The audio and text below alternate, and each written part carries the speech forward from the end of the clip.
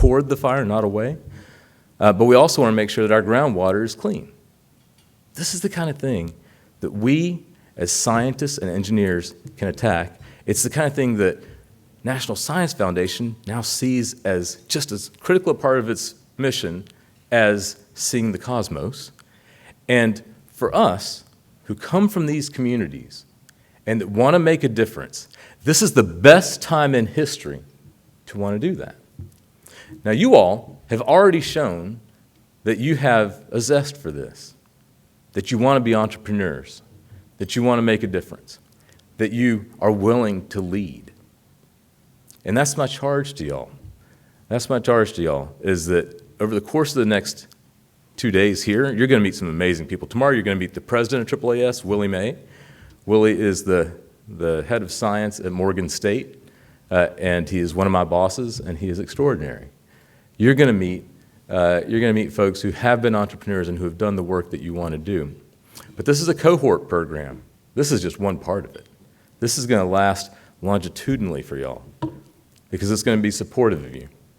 And so you are now part of the AAAS family, a family of folks that started in 1848. 1848, this organization was founded, before the Civil War. So it was founded by 87 white guys. And you might say, what do we have in common with those guys? We have a sense of discovery. They never imagined that their CEO would be named Sudip Parikh. They never thought that. They didn't imagine an organization where it's majority women. It is now.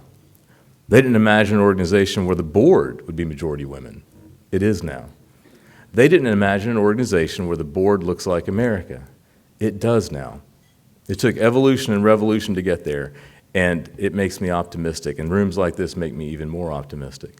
So I'm going to leave you finally with some words from a former president of the AAAS. Her name was Margaret Mead. President Mead was the president in 1974, and she has a quote that I have loved long before I ever got to AAAS. Now listen to it, it's important. She said that never underestimate the ability of a small group of committed people to change the world. Indeed, it's the only thing that ever has. It is the only thing that ever has. This is a small group of committed people in this room. And the reason why I'm optimistic and the reason why I prefer this room to the one I was in last night is because this is where the future is. This is where the future is. So you all, I expect great things. And I'm going to take a picture right now of y'all because someday I'm going to say I was in the same room with you. Thank y'all.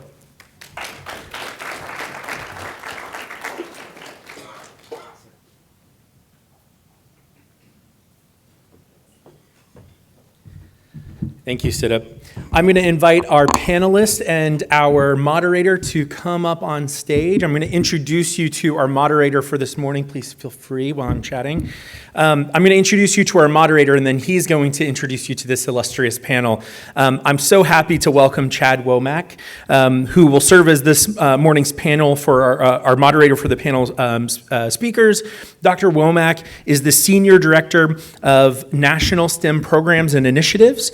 Prior to joining the United Negro College Fund, or UNCF, Dr. Womack co-founded the America 21 Project and DC Innovates, both innovation-based community and economic development nonprofit organizations that are dedicated to empowering metro centers and underserved communities through STEM education, tech entrepreneurship, and access to capital.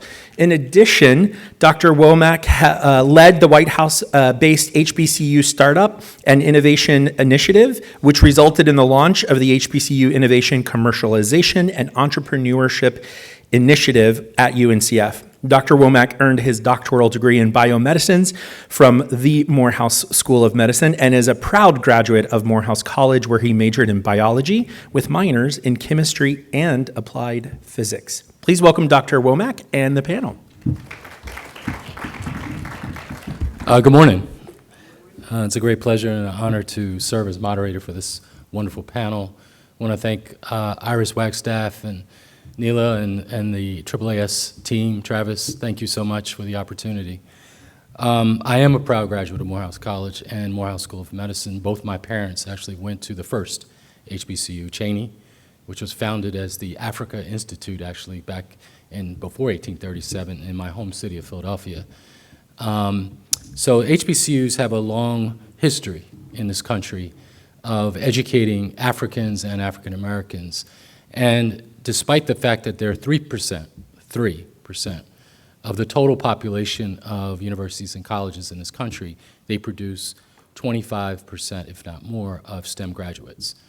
Now, how many of you know the number one on a per capita, not numbers, but per capita basis, which HBCU produces the most STEM graduates who go on and earn PhDs in STEM fields?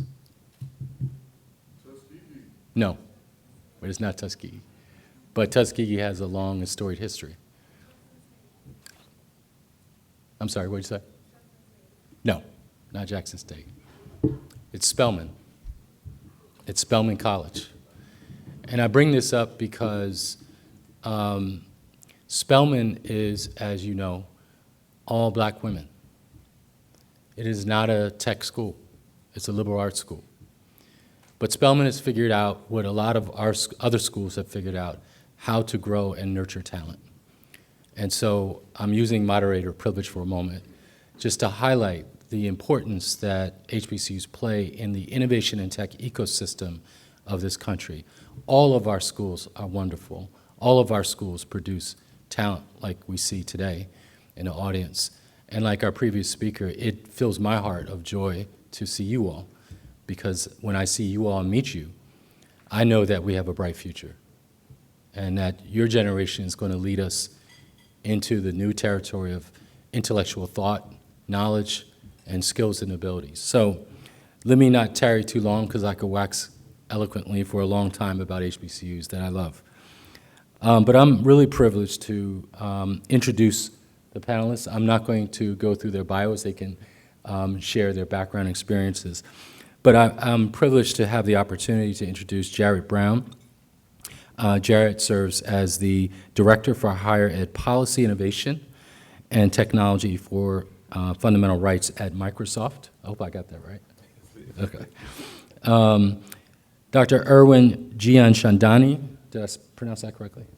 Thank you. Is the Assistant Director for the Directorate for Technology Innovation and Partnerships, or TIPS, at the National Science Foundation, otherwise known as the NSF. And last and certainly not least, Dr. Ronald Williams is an Associate Professor and Founding Director for the Center for Strategic Entrepreneurship at Coppin State University, a proud HBCU in the Maryland area. All of them together represent the ecosystem of government, industry, and academia. So without further ado, Jarrett, why don't you, Dr. Williams, why don't you kick us off and we can go down with your background and what you do. Good morning, everybody. I'm very glad to be here. Ron Williams, 40 years in higher ed, first 11, Johns Hopkins University, and 28 years ago, found my way home to Coppin State University, and I've stayed. And that's one of the things that I'm most proud about, that I've been at Coppin State University for 28 years. I am the founding director of the Center for Strategic Entrepreneurship on Coppin's campus. We focus on three areas, three pillars, one being economic development, the other being education, and the third being social and community innovation. We've carved out a niche for ourselves in manufacturing, at the intersection of manufacturing and entrepreneurship. We work in 4 verticals within that sector, that being community production, local production, maker spaces. We've done some work with those. Also, food manufacturing, zone trades, and also advanced manufacturing. With manufacturing being reshored and sometimes being placed in communities, the relational part is very, very important. Science has advanced, technology has advanced, but the one thing we haven't mastered is our ability to get along, but the relational competencies is what supercharges learning, and I think that's most important in today's context. Thank you. Excellent. Jarrett?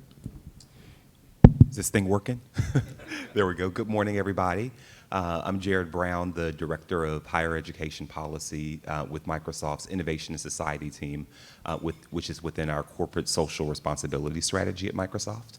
I've been there for about a year now, but have a background in tech, previously working at Apple, where I was leading their talent acquisition strategy for minoritized and rural communities, and prior to that, doing government affairs at Meta.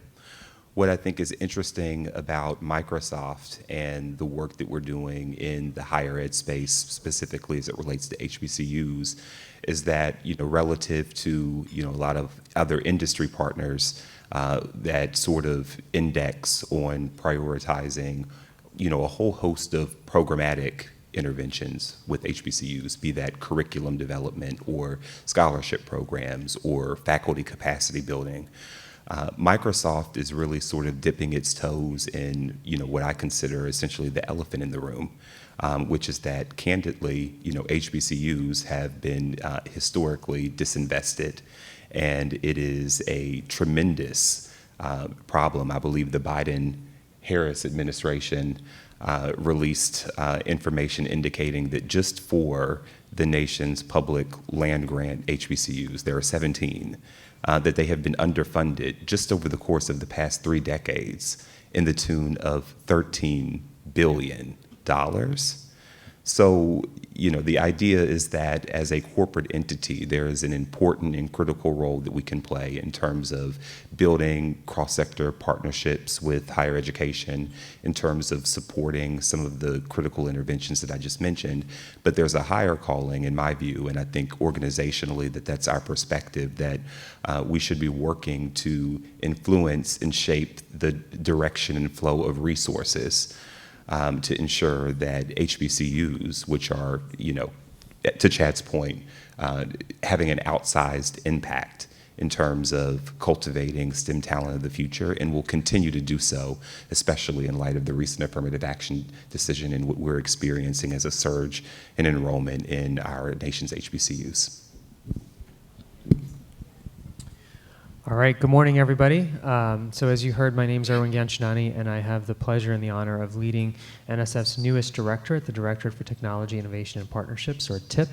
I serve as the Assistant Director of NSF for TIP.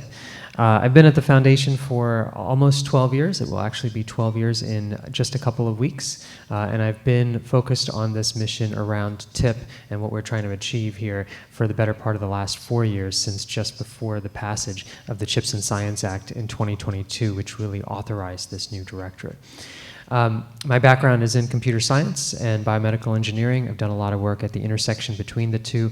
Ironically, given the pandemic over the last few years ago, a lot of work at the intersection of trying to better understand disease mechanisms that give rise to, or biological mechanisms that give rise to disease.